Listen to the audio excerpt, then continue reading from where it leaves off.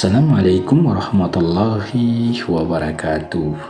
Kali ini kita akan berbagi kisah tentang kedahsyatan amalan salawat kepada Rasulullah SAW. Pada zaman yang telah lalu, di sebuah kota kecil yang teduh, terdapat seorang ibu yang mencintai putrinya dengan begitu mendalam. Sayangnya, sang anak perempuan tidak selalu menjalankan perintah Allah Subhanahu wa Ta'ala sebagaimana seharusnya. Meskipun begitu, kasih sayang seorang ibu terhadap anaknya tetap tak tergoyahkan, bahkan saat sang anak telah meninggalkan dunia ini. Suatu hari, ibu tersebut merasa sangat merindukan putrinya yang telah meninggal. Ia merasa begitu pilu dan ingin sekali bisa bertemu dengan anaknya dalam mimpi. Dengan harapan itu, ia memutuskan untuk mencari bantuan dari Imam Hasan Al-Basri ar-rahimahumullah, seorang ulama terkemuka pada masanya. Ibu tersebut tiba di rumah Imam Hasan dengan hati yang penuh harap.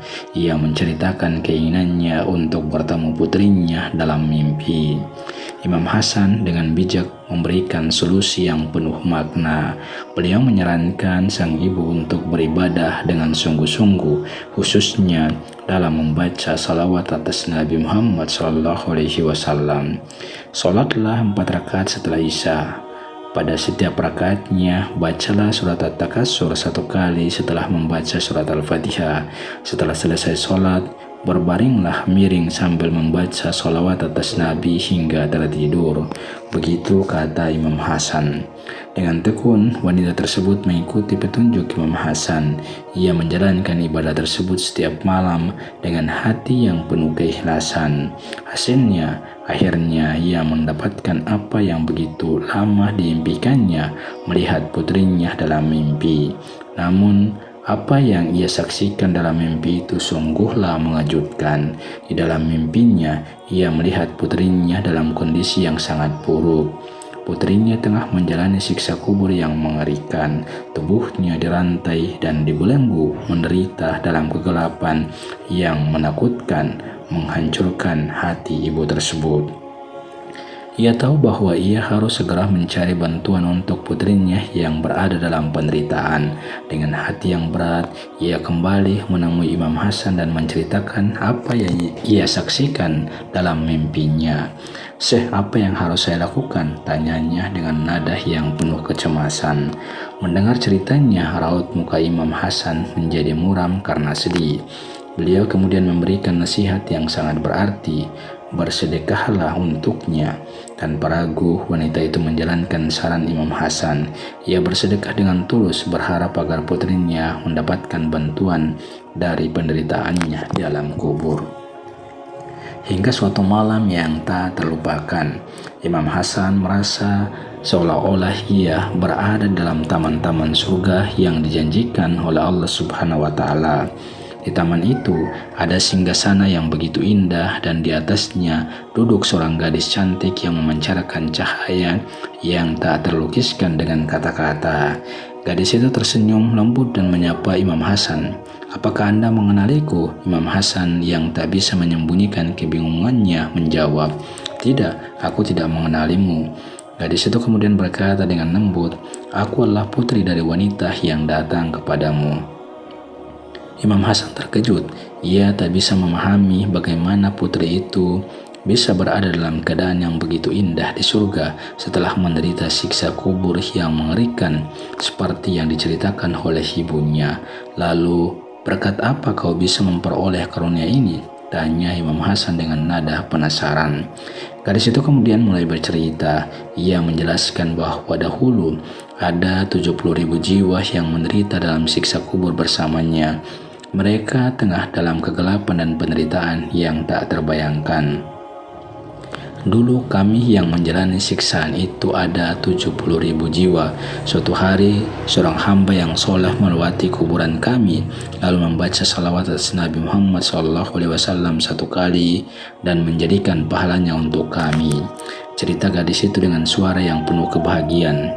Berkat perbuatan baik hamba itu, Allah berkenan membebaskan kami semua dari siksaan yang mengerikan itu. Dan sampailah bagianku di sini, di taman surga yang indah ini, sebagaimana yang Anda lihat. Lanjutnya lagi dengan penuh syukur. Kisah ini adalah pengingat yang kuat akan kekuatan dari sholawat dan amal baik dalam agama Islam. Ia mengajarkan kita tentang keajaiban ampunan Allah dan pentingnya berbuat baik kepada sesama, bahkan setelah kematian. Dalam agama Islam, kita diajarkan untuk selalu mendoakan dan melakukan amal baik bagi mereka yang telah meninggal dunia, karena entah amalan baik mana yang akan menolong seseorang dari siksa kubur. Kisah tentang gadis yang telah diselamatkan dari siksa kubur oleh amalan baik seorang hamba yang soleh menjadi perbincangan yang mendalam di antara masyarakat. Orang-orang mulai memahami betapa besar pengaruh sholawat dan amal kebaikan dalam membantu orang yang telah meninggal dunia. Berita tentang keajaiban ini menyebar jauh dan luas, dan banyak orang mulai merasa terinspirasi untuk meningkatkan amal ibadah dan kebaikan dalam hidup mereka. Mereka menyadari bahwa amalan baik tidak hanya bermanfaat bagi diri mereka sendiri, tetapi juga dapat membantu orang lain bahkan setelah mereka tiada. Begitu juga dengan sang ibu yang telah berjuang dengan penuh cinta untuk membebaskan putrinya dari siksa kubur. Dia merasa bersyukur karena Allah telah mendengarkan doanya dan telah memberikan petunjuk melalui Imam Hasan. Kini dia tahu bahwa putrinya berada dalam kebahagiaan yang abadi dan hatinya menjadi lega. Namun ia juga menyadari bahwa masih banyak orang lain yang mungkin menderita dalam siksa kubur atau membutuhkan pertolongan. Oleh karena itu, dia terus mendoakan mereka dan melakukan amal kebaikan sebanyak mungkin, berharap dapat menjadi sebab bagi pembebasan mereka dari penderitaan. Kisah ini juga mengingatkan kita tentang pentingnya berinteraksi dengan orang-orang soleh dan bijaksana dalam kehidupan kita. Imam Hasan al-Basri adalah seorang tokoh agama yang memiliki pengetahuan dan pemahaman yang mendalam tentang ajaran Islam.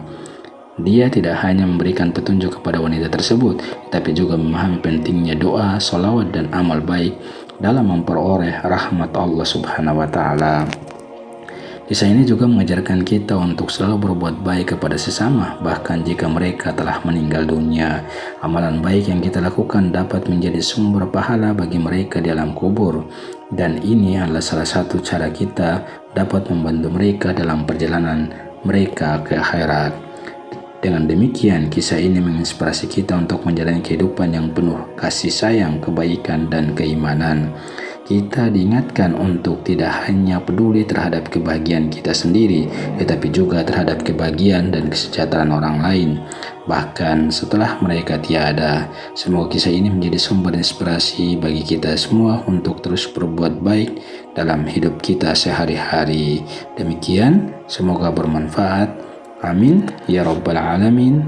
Wallahu alam. Assalamualaikum warahmatullahi wabarakatuh.